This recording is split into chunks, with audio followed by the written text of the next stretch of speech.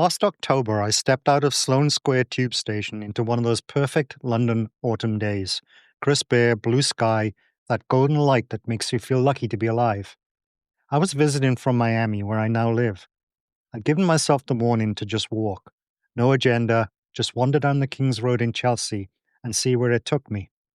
This is the neighborhood where Oscar Wilde penned his wit.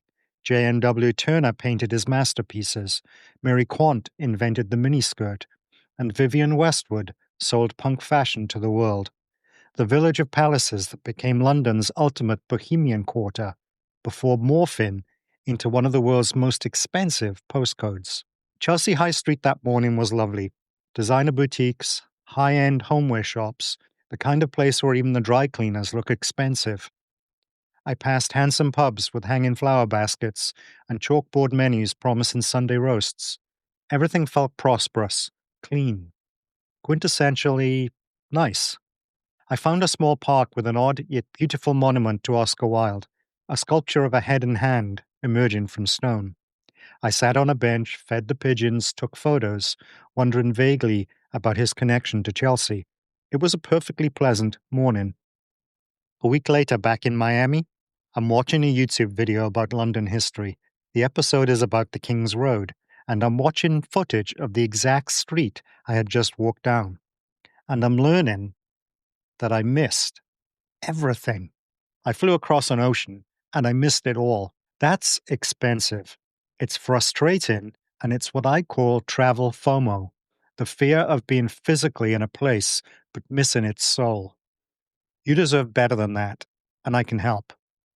I'm Expat Andy, and this is Publicity, London by Pub.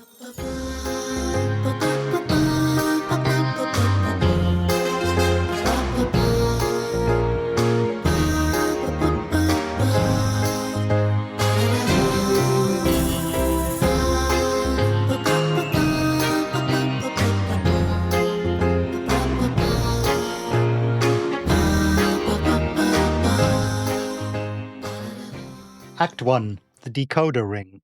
If you've been to London, then you know this feeling. You did the research, you checked the boxes, Tower of London, British Museum, West End show. But walking back to your hotel, something nags at you. Where's the real London? You passed interest in pubs. You noticed blue plaques that you couldn't read. You overheard locals talking about neighborhoods you'd never heard of. There's this rich layer happening all around you, and you're just passing through it. So you try to fix it. Better guidebooks, walking tour, apps. None of it works. Guidebooks tell you what to see, but not why it matters. This building is important, but how did this corner become the birthplace of punk? Why did artists gather here and not there? You get a checklist, not understanding. Walking tours give you stories, but you're still just observing. The tour ends and you still cannot read the place for yourself. You end up with disconnected facts. No pattern, no understanding. What you actually need, the pattern of how neighborhoods transform, industrial to artistic, working class to luxury, bohemian to corporate. The layers, who was here first, who came next, who got priced out, and why. The economics, why is it expensive now, and when did that change? Once you see those patterns, every building tells a story. Every street name reveals something. You develop X-ray vision for cities. There's only one type of building where all those layers exist in the same physical space that you can actually walk into. The pub. For centuries, the pub has been the living room of British neighborhoods, where community happens. When a neighborhood changes, gentrification, immigration, artistic movements, the pub reflects it. The building tells the economic story. Victorian gin palace, middle-class money, working-class local, affordable housing nearby, gastropub, gentrification. The history tells you who lived here. Artists drank at the Cross Keys because Chelsea was affordable in the 1800s. Punks gathered at the World's End because counterculture needs cheap rent. The current state reveals today's reality. Fighting to survive? Thriving gastropub? Converted to flats? Unlike a museum, you're actually inside the story. You sit where Dylan Thomas sat, stand where the Stones rehearsed. 3 centuries of transformation in one room. Here's the powerful part. Once you learn to read pubs, you can read any neighborhood. Shoreditch, industrial pubs converted to hipster bars, working class history repackaged for tech workers, gentrification in real time. Spitalfields, Bengali restaurants next to Victorian pubs, layers of history in the architecture. This is pattern recognition. You read cities like an archaeologist reads Earth, and that's what this show teaches you. Every episode a neighborhood or a theme, and 3 to 5 pubs. By the end, you understand its entire arc. Who lived there, why they came, what changed, what it is now, and where it's heading. And critically, you know exactly where to go and what to look for. You'll decode any British neighborhood for yourself, see the patterns, read the layers, understand what you're looking at. Your friends will photograph landmarks. You'll understand the city. Let me show you how. Let's go have some fun. Let's decode Chelsea.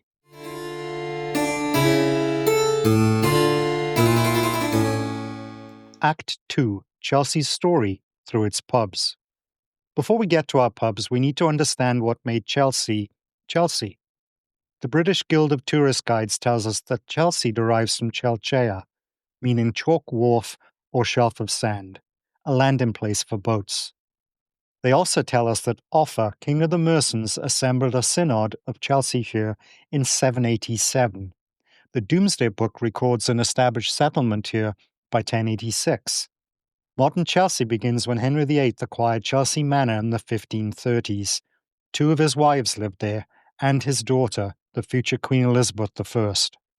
By 1694, Chelsea was described as a village of palaces.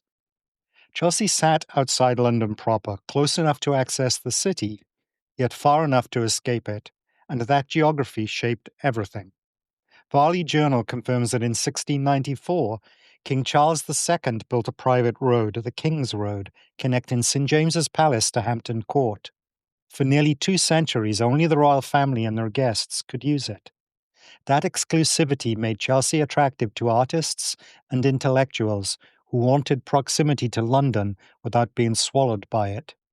Estate agent Russell Simpson tells us that the King's Road finally opened to the public in 1830, and Chelsea's transformation accelerated. The light from the Thames, proximity to London, affordability compared to Mayfair, it all attracted painters. The Pre-Raphaelites set up studios along Chain Walk. Turner and Whistler lived here. Large Victorian townhouses and mansion blocks soon added to Chelsea's Georgian terraces.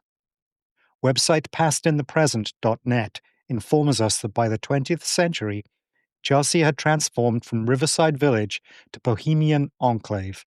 The King's Road became its glittering spine in the 1950s and 60s, buzzing with artists, musicians, and rebellious youth. The BBC tells us of Mary Quant opening her shop bazaar at 138 the King's Road in 1955, where the miniskirt made its debut. The Victoria and Albert Museum informs us that by 1974, Vivienne Westwood and Malcolm McLaren were selling punk to the world from their shop called Sex at number 430 King's Road. Bondage gear, ripped clothing, safety pins, the aesthetic that defined a generation of rebellion was born on Chelsea's High Street. One neighborhood, multiple transformations. Royal retreat to artists' quarter to countercultural epicenter to luxury postcode. And the pubs? They witnessed it all.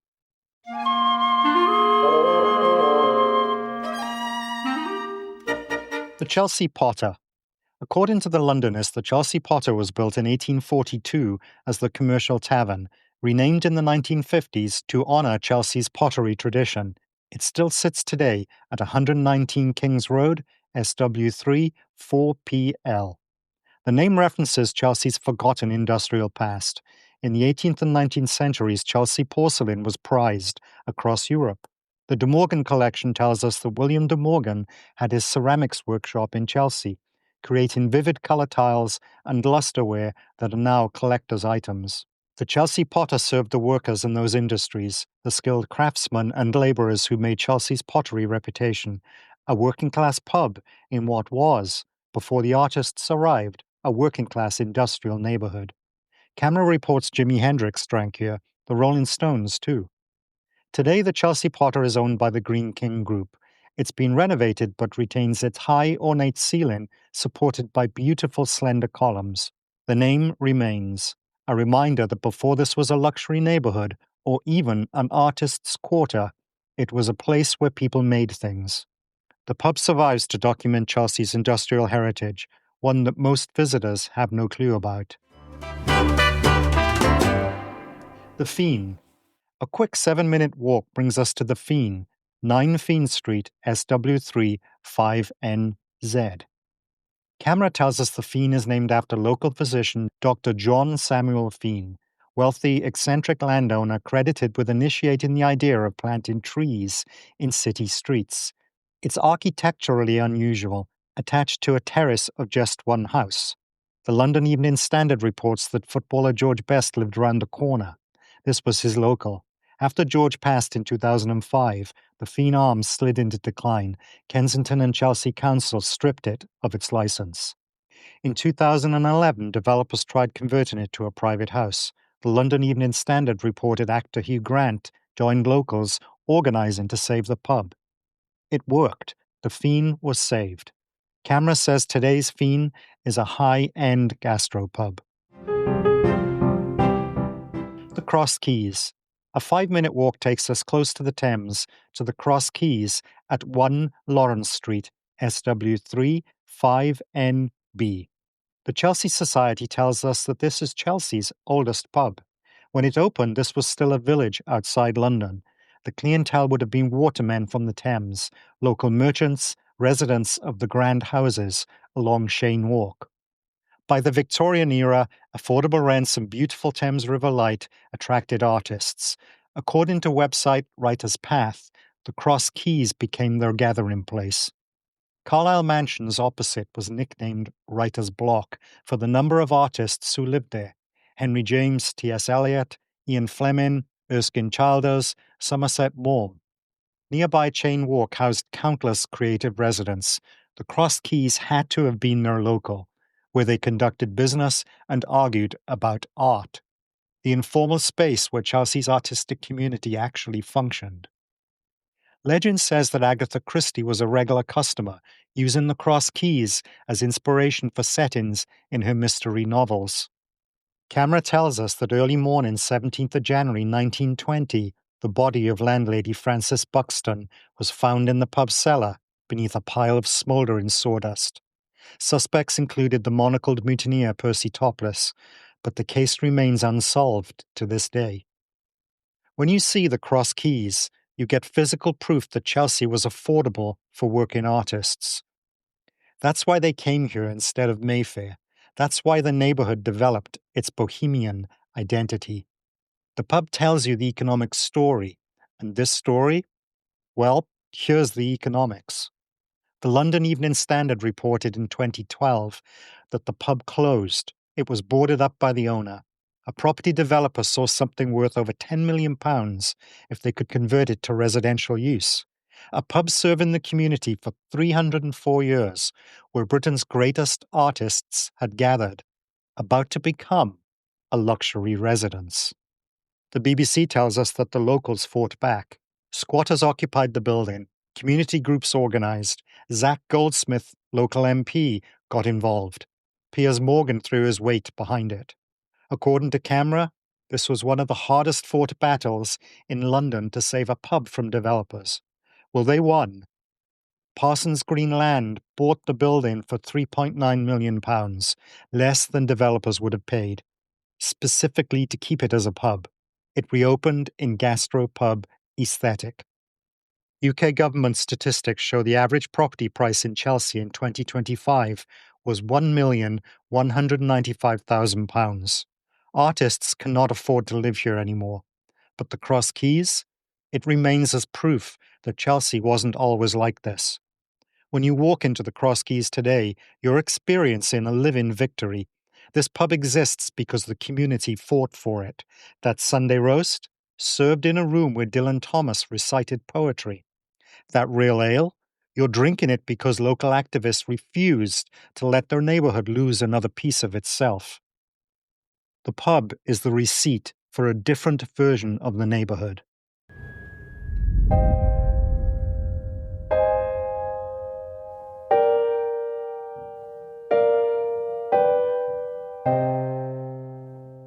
The Pig's Ear. Our penultimate pub stop, the Pig's Ear, located at 35 Old Church Street, SW3 5BS. Camera tells us that the pub dates to the late 17th century, when it was named the Black Lion. Peninsular War hero John Moore quaffed the unadulterated beverage of malt and hops here. My London News reported Chelsea football legends Frank Lampard and his dad bought the pub in 2008. By then, the name was the Pig's Ear. Website justlux.com reports that Prince William and Kate Middleton were regulars. Kate's flat was a couple of doors down Old Church Street. Website mylondon.news reports in 2018 the Lampards sold the leasehold for the pub to entrepreneur Andy Scott, yet retained building ownership. The pub's name changed to the Chelsea Pig. Gastroblog hotdinners.com tells us in 2024 pub ownership transferred to the Gladwin brothers, and the name reverted to the Pig's Ear, which, by the way, is Cockney rhyming slang for beer. I wonder what you'd get if you asked a Chelsea bartender for that today. I think you might get thrown out on your Pig's Ear. High-end furniture designer Timothy Alton was involved in the 2024 interior gastro pub upgrade. The pub focuses on locally sourced, seasonal British food. It's part of Chelsea's latest transformation. Artisan, foodie, expensive, but still fundamentally a pub. Still a place where community gathers.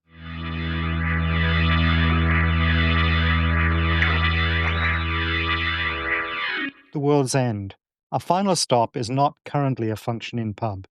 At 459 the King's Road, SW100LF, we find the site of the former pub known as the World's End. It's closed, but thanks to Historic England, the building is preserved because of its Grade 2 listed status. Londonist indicates the name is not apocalyptic, it's practical. In the 17th century, this was literally the end of London's world, the last tavern before open countryside. Camera tells us that Samuel Pepys mentions the tea garden here in his diary. The current building is from 1897, a spectacular Victorian gin palace, all ornate turrets and elaborate brickwork. Wikipedia tells us that this pub building gave its name to the entire neighborhood. Fast forward to the 1960s, Chelsea's bohemian quarter moved west, following artists priced out of posher parts. The World's End becomes counterculture epicenter. Camera tells us the Rolling Stones rehearsed here in the early 1960s. In 1962, they auditioned Bill Wyman for bass player at the World's End. He got the gig. The building that once served aristocrats heading to country estates was now, alongside Vivienne Westwood's store close by, serving people tearing down everything those aristocrats represented. Same pub, same location, completely different community, completely different role. The whole area became a magnet for artists, musicians, and rebels. Westwood sold to young people who wanted to destroy everything polite society stood for. According to the Clash's website, Joe Strummer wrote London Calling while living beside the River Thames on the World End estate in Chelsea. Fuel in the lyrics, apocalyptic vision, and the line, London's drowning, but I live by the river. The World's End estate, a brutal collection of 1970s brick social housing towers. The estate went from boundary of the city to urban dystopia, as reflected in the Clash London Calling lyrics. A little way downriver is Cadogan Pier, where the video for London Calling was shot one wet night. Chelsea has always attracted people who are remaking culture. Pre-Raphaelites reimagining Victorian art, 60s designers reimagining fashion, punk rockers reimagining music and style. Today, the World's End has been renovated, corporatized, yet struggles to find a role in modern Chelsea. But the building still stands as proof of what happened here. You can still stand where the Stones rehearsed, where punk happened, where London Calling was inspired, where Chelsea's counterculture identity was forged. The pub is the monument to cultural rebellion.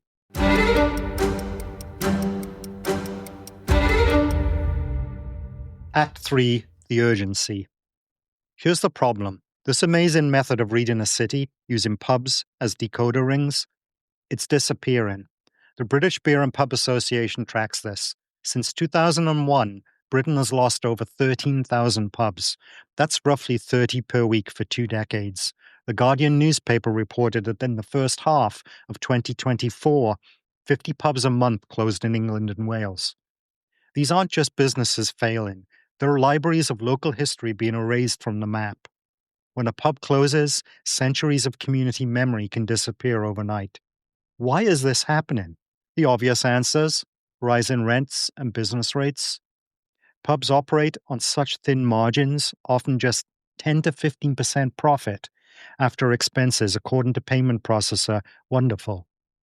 When property values skyrocket like they have in Chelsea, landlords sell to developers who convert the buildings into flats. Camera shows us how brutal the business rate environment is. Business rates tied to property values rather than revenue hit pubs especially hard. A pub building in Chelsea may be worth £2 million as a pub, but as luxury flats, £7 million.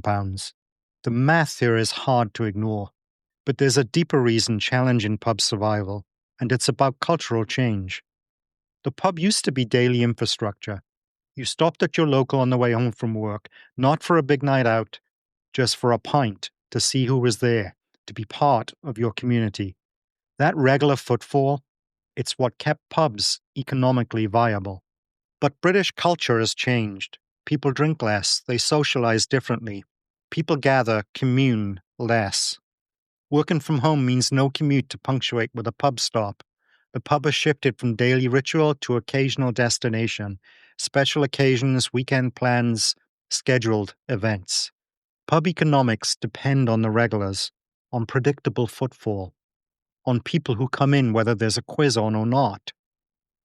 When that goes away, when the pub becomes something you visit for special occasions, rather than part of your daily or weekly routine, the business model breaks. So yes, the rent is too high, and the business rates are crippling, but the reason landlords can't absorb those costs is because fewer people are coming through the door. Here's what gets lost when a pub closes. The obvious thing: a historic building, often beautiful, architecturally significant. It gets converted into flats or demolished. That's a loss for everyone who might have appreciated that building.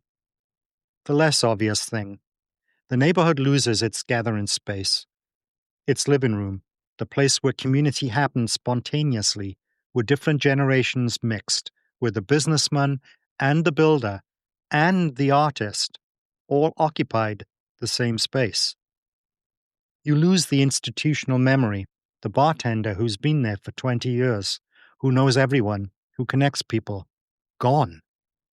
You lose the casual social infrastructure, the place you could just show up.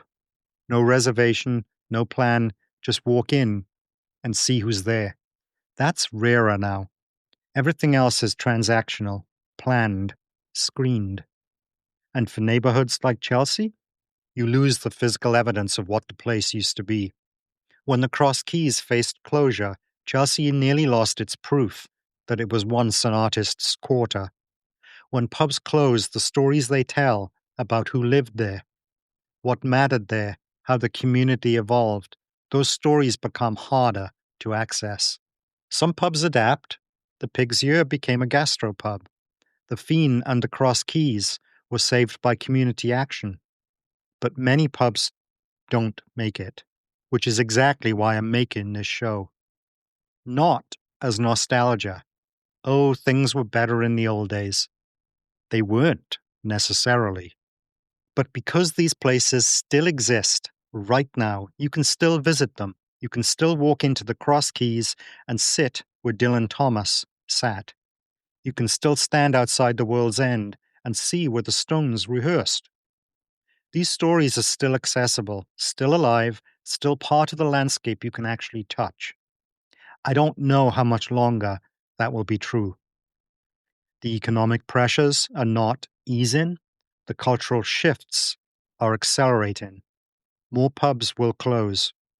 More stories will be locked away in history books instead of being part of living neighborhoods. Before that happens, before more of these places disappear, I want to take you inside them, not as museums, but as places you could still visit, still experience, still understand, and as businesses, still support. As living pieces of Britain's community infrastructure, they're worth experiencing while they're still here. Say it falls when a fade falls, and it's painful to see. Act 4. How this works. Here's what Publicity is going to do. Every episode, we explore one British neighborhood through its pubs, or we explore a theme across multiple neighborhoods and their pubs. Some pubs get the full treatment, detailed stories, historical context, what they're like to visit today. Others get quick mentions because they're part of the neighborhood's fabric, even if they don't have dramatic stories attached. We'll mostly be in London because that's where the density is, where centuries of history is so tightly layered. But not exclusively. Occasionally we'll venture beyond to explore Britain's rich geographic and cultural diversity.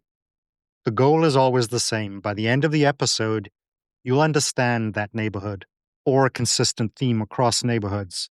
Not just history, but personality. What made neighborhoods, what they are now, and where they're heading. And critically, you know exactly where to go, what to look for, how to experience it yourself. Because this is not armchair travel content. This is trip planning. I see your questions on social media groups. I'm going to London for 5 days. Which neighborhoods should I prioritize? I'm spending an afternoon in Chelsea. What should I actually go see? I'm staying near Paddington Station. What historic pubs do I need to check out? I'm heading to Hampstead. How do I get there? What's there to see? Eventually, you'll be glad to hear this show won't just be me talking at you.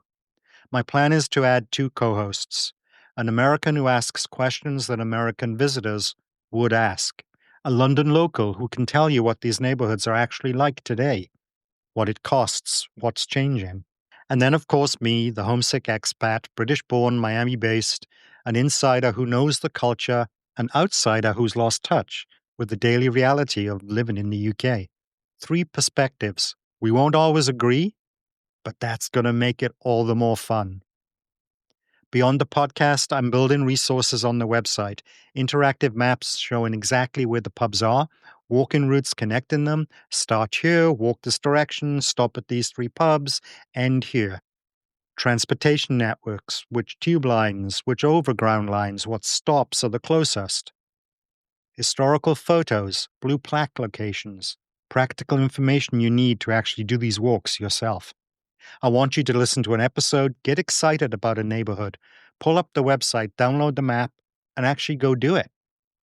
Walk into the Cross Keys with the story fresh in your mind. Order a pint, look around, and think, wow, Dylan Thomas sat here.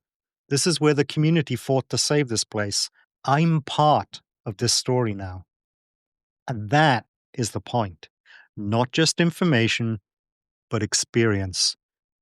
The overarching goal, by the time we're done, and this is a multi-year project, you'll have a comprehensive guide to understanding Britain through its pubs. Not just visiting them, but understanding what they tell you about the places they serve. This is Publicity, London by Pub. Find us at publicitythepodcast.com. This has been Expat Andy. Thank you for listening.